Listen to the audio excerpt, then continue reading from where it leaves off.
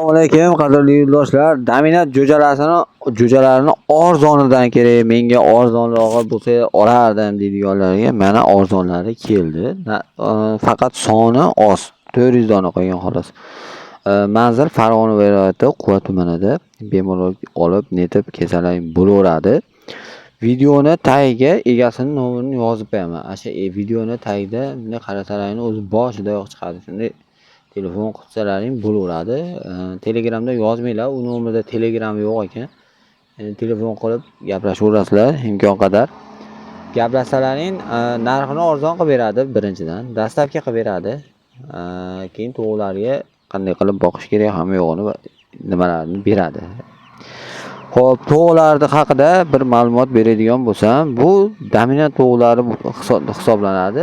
Adlerskiyni ko'pchilik biladi. Adlerskiy serebristikni juda ko'p odamlar biladi, chunki xalqqa mashhur bo'lib ketgan to'g'lardan hisoblanadi.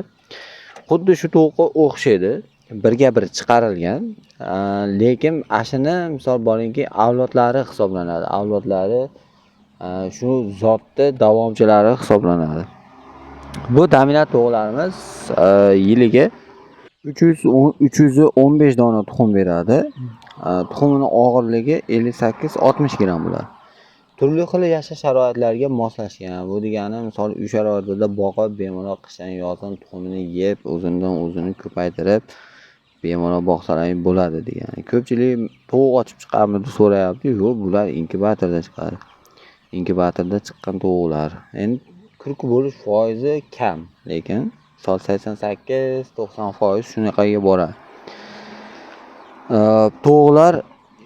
Tovuqlarda vazni 2 kilodan 2 kilo 800 gramgacha bo'ladi. Xo'rozlariniki 2 kilo 800 dan 3 kilogacha bo'ladi.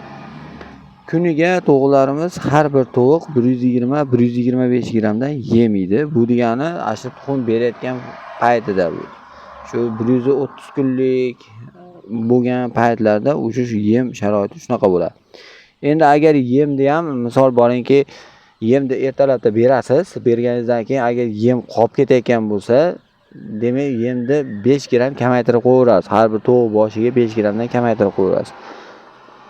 Agarda yem ko'pgina oshib qoladi, tugab ketadigan bo'lsa, umuman tugab ketib, vali chachirimni aytmay tugab ketadigan bo'lsa, 5 gram har bir tovuq boshiga qo'shib qo'yilaveradi.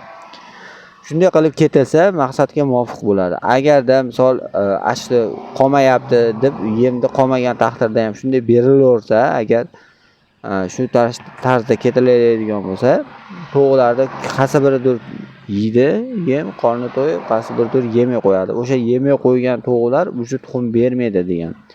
Agar siz yemni ko'pgina beradigan bo'lsalaring, misol ko'pgina oshib qolgan taqdirda ham yana ko'pgina tashab ustiga berilaveradigan bo'lsa, u o'zlaringga rasxod hisoblanadi.